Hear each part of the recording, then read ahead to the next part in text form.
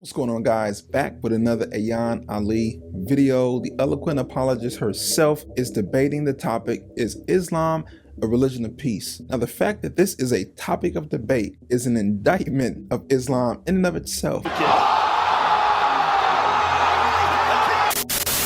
And that very fact will prove itself toward the end of this clip I'm going to show you. Now, this is an older clip, but don't hate. Some of the older debates are some of the best ones, the classics. In this video, Ayaan Ali with Douglas Murray debate this topic and really shows us why Islam is not what people say it is. Let's get right into it. In the world.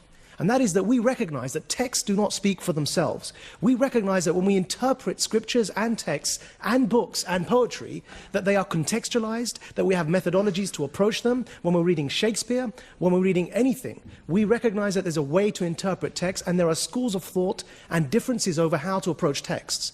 Now, if we contextualize Martin Luther and say the Reformation was a good thing, despite the fact that he said, kill and slay the peasants, wherever you find them, when they followed Thomas Müntzer, when he was calling for not just breaking away from the papal authority, but also for rebelling against the monarchies and the dictators that they found themselves in. Martin Luther sided with the tyrants against Müntzer and said, kill the peasants wherever you find them. Despite that, I'm prepared to say the Reformation was a good thing. And the reason I'm prepared to say that is that Martin Luther must not be judged by the standards of civilization that we, after an accumulation of thousands of years, have arrived at. He must be judged by the standards of civilization that were around during his time. And that's how society evolves. And we recognize that for every other faith and for every other piece of literature, yet when it comes to Islam, somehow we want to suspend Douglas Murray. What we've learned about that and quote verbatim from texts. Yes, we read things in their context. I mean, you read Chaucer in context. Chaucer doesn't have followers. He doesn't have 1.4 billion people who believe everything. Sorry, I quoted Martin Luther, not Chaucer. Or are meant to believe everything. I suppose Martin Luther does have followers. If you allowed me to speak, I'd address your Luther point. I'll get there, I promise. Right. You don't have followers of Shakespeare who insist on, or are meant to be insist on line by line following everything Shakespeare did and believing everything he wrote. That's because it's literature. Actually, what's happening, Majid, is you've put your finger on the problem. Absolutely. It's not us that isn't applying the rigorous critical faculties. We're applying them to the Quran as we would to any other work of literature. You're not, because you can't. And the final thing on that, what do you mean Majid, what do you mean that he can't? Well, because Majid knows very well that Majid if is a believer. And believers are not allowed to contextualize the text. Can I bring you back to my question? What about Martin Luther? Is that because point true? If you were allowed to contextualize, you would say some of the things that Muhammad did is crap. You would say some of the things Majid, is it true was that you great. cannot? So you contextualize. Is that true? No, it's not true. Now, can I say? What do you think of Muhammad taking a 6-year-old as a bride? What do you think of that? I don't think that's a particularly good idea. However, what I would say is that there are many, many people in history that have done such a thing. And what we're talking about here is the failure to contextualize actions for the standards of their time. And I'll come back to the point I made, because, Douglas, you didn't address it despite your protestations that you were going to. Now, let me just ask you again. Martin Luther was a fundamentalist, wasn't he? Absolutely. All Christians will agree with you that he was a fundamentalist. Can I now answer Majid's Please. Yes. And then I want to bring in Zeba. If there were currently Lutherans, there are Lutherans around, you meet them occasionally in Scandinavia and so on, very nice, very nice it is, and peaceable guys they are by and large. If, however, there was a large proportion of Lutherans somewhere in Scandinavia that started blowing up non-Lutherans, or no, sorry, let's be absolutely right, started massacring peasants, do you think the people would say, hang on a minute, let's not criticize Martin Luther, he did that by the standards of his time, we shouldn't criticize his followers all that much, and we shouldn't point out what he said and so on. No, we just say, you know, don't go and massacre peasants, full stop. It was rubbish at the time, it's rubbish now. It's the same with the Quran. You're missing the point. If you're failing to judge... Now, let me bring in your opponent. I just wanted to point out, in terms of when we're talking about the Quran and saying that we can't contextualize it, that's simply not true. That is a debate that's hot in the community amongst Muslim scholars and amongst Muslims themselves. We're debating that very question. Is the Quran a living document? Much like it's similar in comparison to, say, the Constitution and the debates that happen around that. Around that. The fact is, scholars say that when you look at the Quranic Arabic, there can be, 2, 3, 4, 5, 6 interpretations for every word. There's only certain things in the Quran that scholars agree are concrete, like the concept of God, afterlife, things like that. But beyond that, there is a wide range of interpretation, which is why there is a history that not many people look at, and that's part of the problem, that nobody's actually looked at the history of debate within Islam about every sort of aspect that can come to mind.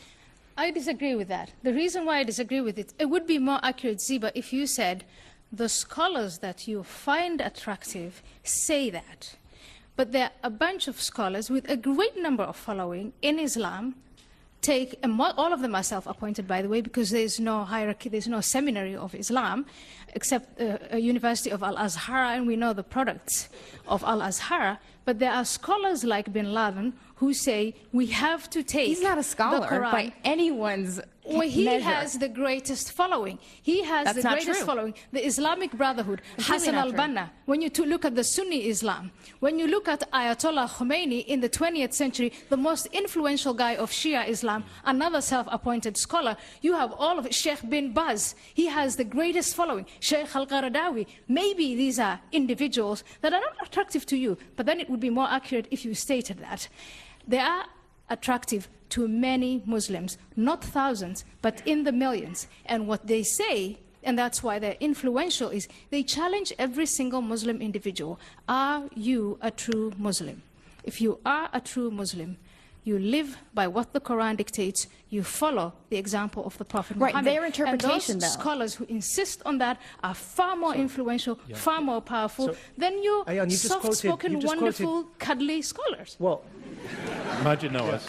so Ayaan, you just quoted Bin Laden as a scholar and Hassan al-Banna as a scholar. Bin Laden, for those of you who don't know, is an engineer, a qualified engineer. So don't know him. Why Someone don't you would love it. define who is a scholar? Don't know his history. He's a qualified engineer who comes from one of the richest construction families in Saudi Arabia and was educated in the elite private schools of Switzerland and Saudi Arabia. Hassan al-Banna that you referred to was a school teacher. And in fact, what you find common with all of the movements that you're worried about and that I'm worried about and we're all worried about are that they are founded by people who do not have a theological background. Now, for all we think of Al-Azhar and their very conservative views, what we don't find is that Al-Azhar produces the likes of Bin Laden and Hassan al-Banna, or even Maududi, the founder of the Jamaat Islami in the Indian subcontinent. Maududi was a journalist. Sayyid Qutb, the founder of modern-day jihadism, was a literary critic who came to America on a scholarship in the 1950s to study literature. He was not a theologian. So coming back to the point, Why don't you please, name a Ayaan, number don't of scholars define who are for influential the who are whole not? world who a Muslim scholar is. Because actually the people you refer to were not qualified theologians. But don't you touch on the problem by admitting this? Don't you touch on the problem that is inherent in Islam after the death of Muhammad? That the problem of who speaks for Islam has not been resolved. It could be the two of you, what's it that could got be to do Bin with Islam Laden, being a it religion of could be peace? Al-Qaradawi, it could be Faisal Shahzad, it could be Ayaan, me. Shahzad is another I was a engineer. Muslim. Sorry, nothing against The engineers in the question crowd. he just Please asked, vote for what us, does but that have to seriously. do with Islam being a religion of peace? If you're almost making the argument that Islam is what you want it to be, depending on how you behave. So if you behave peacefully, is it not a religion of peace to you? That is a brilliant question. When you can start by saying Islam is a different thing to 1.57 billion people. And from that general point, you can reduce it to what is it that unifies them. And ultimately, you will get to the Quran and the Hadith. The Quran, the Hadith, the Day of Judgment.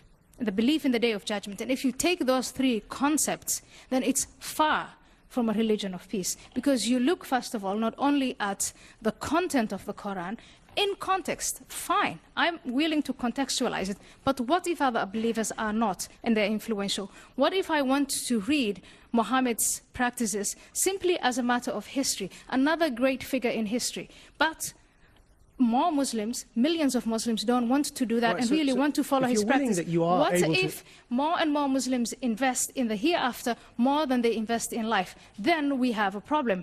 And that's why I ask you to vote against the motion, it cannot be only a religion of peace. Because if it were only a religion of peace, if it were perfect, why would we have this debate? Douglas, Why would we given the be long talking about run that reforming Ayaan had, it? can you be I'll 15 be seconds? extremely succinct, I promise. Yeah. Majid's trying to imply that the whole extremist problem is a sort of misreading by engineers and literary critics. Unfortunately, that's simply not the case, hasn't been historically in Islam, and isn't now. Ayatollah Khomeini, who Ayaan mentioned earlier, was not a self-trained engineer, rich boy like Bin Laden, unfortunately, and managed to hurtle a very developed, distinguished culture back in time in 1979 and hurtled this country back into the state it's currently in under these cloaked dictators. Okay. The Grand Mufti of Egypt is All right, not we a see where you're self-taught, going, and I don't need yet a list. he taught... A few moments I later. want to ask you something about reforms for Islam. Does Islam need reform? It needs a renaissance. It doesn't need a reform. Reform in the sense, and the reason I say that is because we have to be careful of our terminology. If we say reform as in Reformation, we're thinking of a Christian context, where you had the Protestants and Martin Luther saying, rejecting the Catholicism and the Pope. But the thing is, in Islam, there is no Pope. There is no centralized authority. So there can't be a reformation in that sense. What there needs to be is a return to genuine Islamic principles, which have been not studied, have not been enforced, and are forgotten. So it's not exactly that. All right. But a return to genuine Islamic principles is exactly what Al-Qaeda is advocating. No, that's not It's actually what they're... exactly No, that's actually what incorrect. A return, a rebirth, Al-Qaeda, so a revival, the difference going back to between the time Al-Qaeda of is a- glory Wait, is exactly I'm what sorry, all those on the extremist radio cannot make organizations sense of two are. voices, and I'm talking now too at the same time. So I'm going to be quiet. I'm going to give you 20 seconds to make that point, and then I want to hear back. So think 20 seconds. When you look at the extremist the organizations that we've come to call extremist, what they're advocating when they answer the question, what went wrong? We had this empire, we lost it. How do we regain it? Their answer is a rebirth. Let's go back to the origins, a revival of it. Is that what you want, Ziba? No, they actually covert the language for their own political purposes. Al-Qaeda is not calling for a return to Islam or to original Islam or anything like that. They're actually using Islam as a cover for their political grievances. When you look and ask Muslims, ask 1.5 billion Muslims, when you look at the mainstream, they're 90%. They're peaceful and fine. When you look at the politically radicalized, when you ask them, what do they fear most? They say Western domination and occupation. But when you ask mainstream Muslims what they fear, they say economic issues, unemployment. There's a clear difference. And so they're not, what we can determine from that is that it's not religion, because religiosity between the two is indistinguishable. How pious they are, indistinguishable. It's the one factor that makes the difference is what they focus on and their grievances against, perceived grievances against the West. Douglas Murray. But don't we get back to one of the core problems which you still haven't addressed, which is the life of Muhammad and his teachings, which is as follows. Is that if a Christian group decides to go back to the teachings of Christ, you know, the worst stuff they find is the Sermon on the Mount of Olives. They can find one verse where Jesus is said, I think the Gospel of St. Matthew, to have said, I come not to bring peace but a sword. But the rest of it is all love thy neighbour and all that sort of stuff, if you're a Christian. So what is it about this religion we're talking about tonight that you say is a religion of peace, that when people go back to the origins, they find a founder who was violent, teaching violence? That right there was the debate. Made many great points, but that to me was a good point. If they really want to go back to the original principles of Islam, God help us all, because Muhammad was a tyrant. This is the thing. You go to the source, go to the origin of any religion. Look at the origin, look at the inception of it, the person who started the religion, and look at their tenets, their beliefs, what they subscribe to. That will tell you what the religion is all about. And when you go back to Muhammad, the way he got the Quran, the things that transpired, how the book was written years after his death, hundreds of years after his death, and then what he believed and what he did. Muhammad was not a great person. He was not a person to emulate. He did very vile things to women, vile things to people who didn't believe like he did.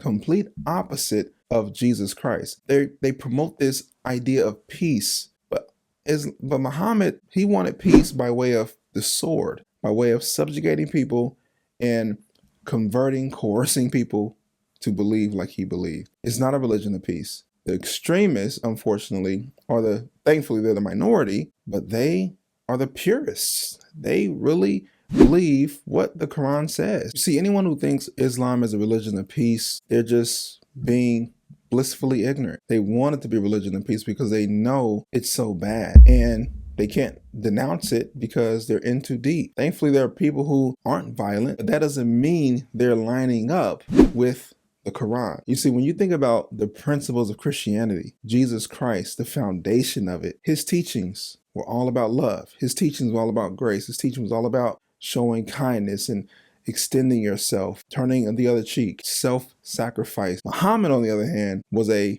warmonger. He was a tyrant, complete opposite. So it's our job as Christians to share the gospel with Muslims. Allah is not the same God of the Bible. Allah is a false God. Allah is a idol. He's someone that people made up. We must give them the real gospel that Christ died on the cross for their sins. And if they don't accept him as their Lord and Savior and reject Muhammad and Allah, they're going to be eternally separated from God forever. John 14:6 says, I am the way, the truth, and the life. No one can come to the Father except through me. Clear words have never been spoken as it relates to getting to heaven. Jesus Christ is the unequivocal only way. Shout out to Ayaan Ali for standing firm against Islam and her compadre for defending against such a false religion. If you enjoyed this video, you want more content like this, do me a huge favor and subscribe to this channel. I'll be back next week with another one. This is Pastor Frederick. This is about a book. Everything we do is about a book. Peace.